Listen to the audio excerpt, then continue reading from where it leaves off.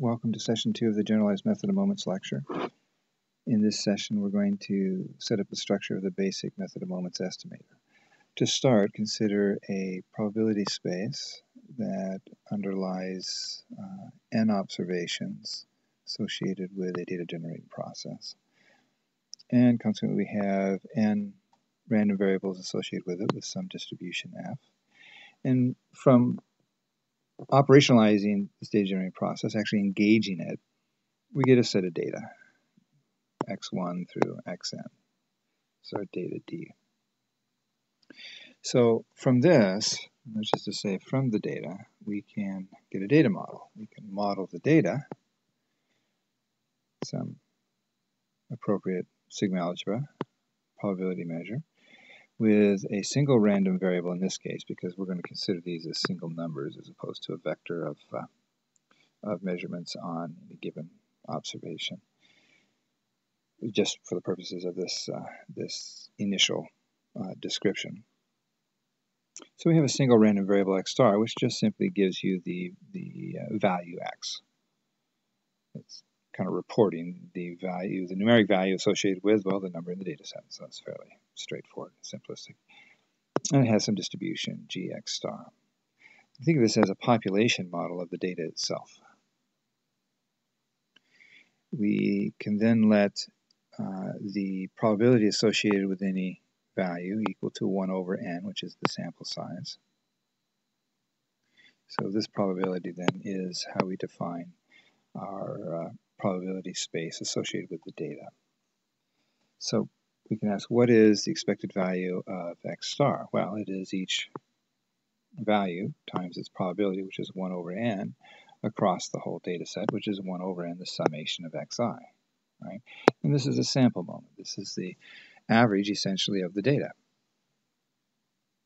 Notice again that each of the xi, each of these components here, are data values. They are not random variables. They are the values associated with the result. There's only one random variable, and that's x star. And its expected value is 1 over n, the summation of the values, xi. There is no sampling variance for this random variable because it is not a model of a data generating process. It's simply a model of the data that we have. If we were to use this sampling moment as an estimator, we would have no standard error, right? Because there, again, is no sampling variance associated with x star, and consequently we wouldn't have a standard error. So what we really want is an estimator that is tied to the data generating process, and not simply an estimate that is made up of a moment of the sample itself. The way we get this in Method of Moments is that we replace each element, xi, of the moment from the data model with a random variable of the data generating process that produced it. So we start out with the expected value of the random variable x star as above, 1 over n, the summation of xi, and then we replace each xi with an indication or an indicator of the data generating process random variable associated with it. So we go from a term in terms of little x's to one in terms of big x's in my notation here. We go from individual values to the data generating process random variable that produced that value in the data set.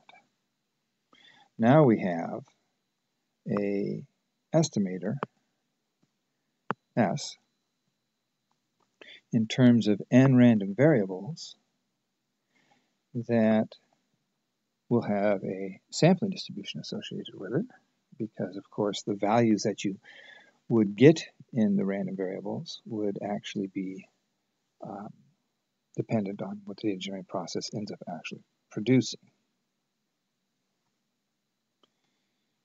So you think this way, that the method of moments uses the sample moments to define the form of the equation, and then substitutes the corresponding random variables of the data generating process for each of the data points to give us an estimator tied to the data generating process.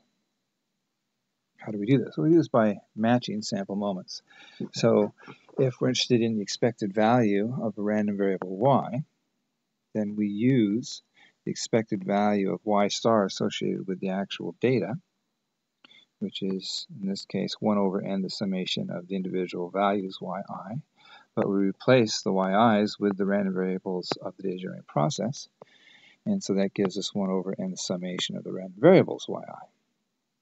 And we have the expected value of an estimator for the expected value of y is equal to 1 over n, the summation of the random variables.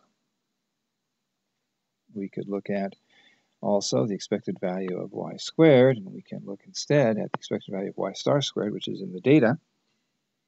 Here is that moment in the data set, but we replace the individual yi's with the random variable yi's of the data generating process, and we end up with an estimator for the expected value of y squared to be 1 over n times the summation of the random variables yi squared. From those two moments, we can say that the variance of yi can be given as the variance of the data y star, which comes out as the expected value of yi squared minus the expected value of yi quantity squared.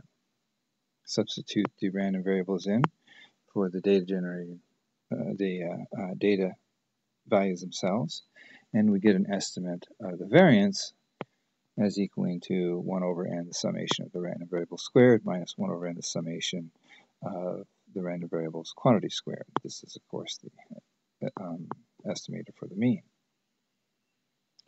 So, again, what we did here was that we kind of matched moments. We said we have certain quantities in the data generating process, and we will essentially take them, make them equal to the moments in the sampling distribution or distribution of the data, solve for our estimator in terms of the data, and then substitute in the random variables of the data generating process for those values that they produced. Think of it in a different example of ordinary least squares.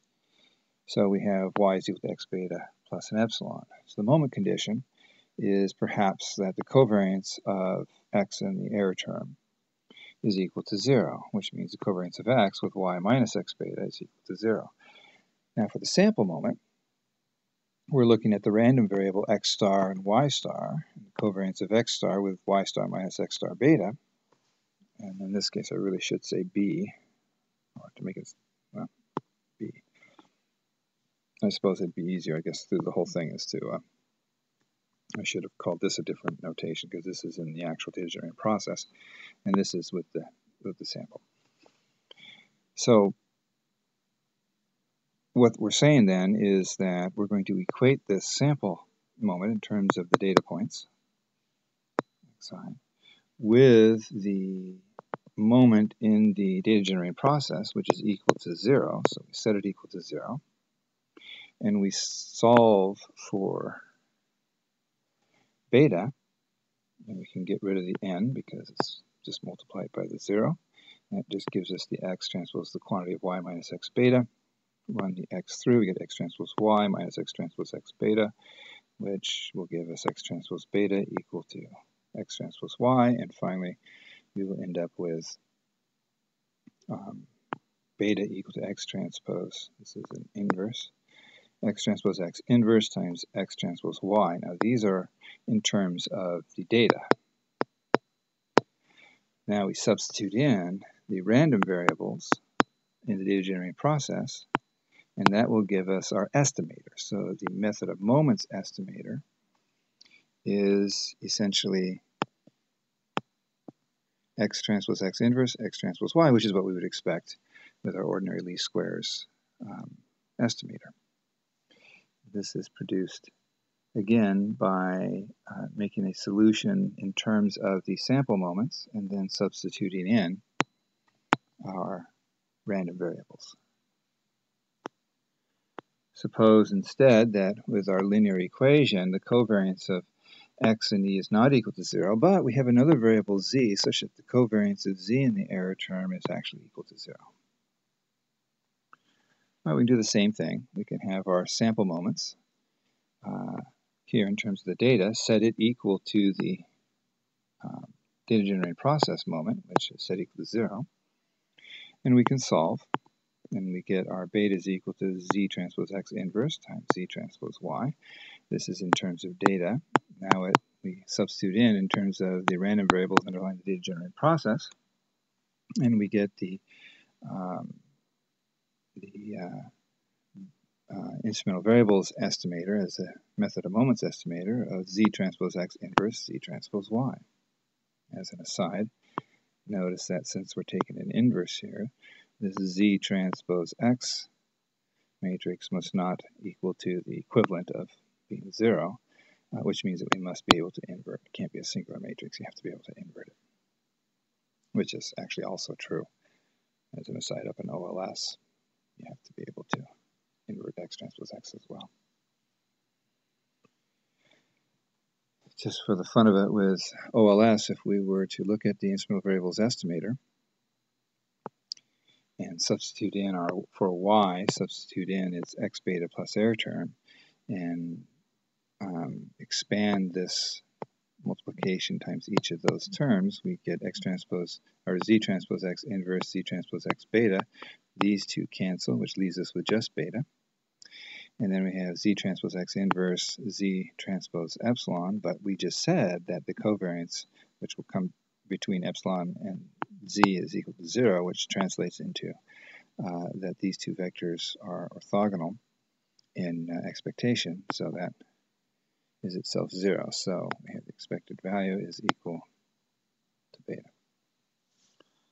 For the linear instrumental variables model, this is just a straightforward application of these equations. But it gives a good example of a method of moments type of an estimator where you, again, in general, you have moment conditions tied to the data generating process. You make those equal to the parallel moment conditions in the sample. You solve for your parameters of interest. You substitute in the data generating process random variables for the data that was in the actual sample moments, and that gives you the method of moments estimator. So this ends session 2 of the Generalized Method of Moments lecture.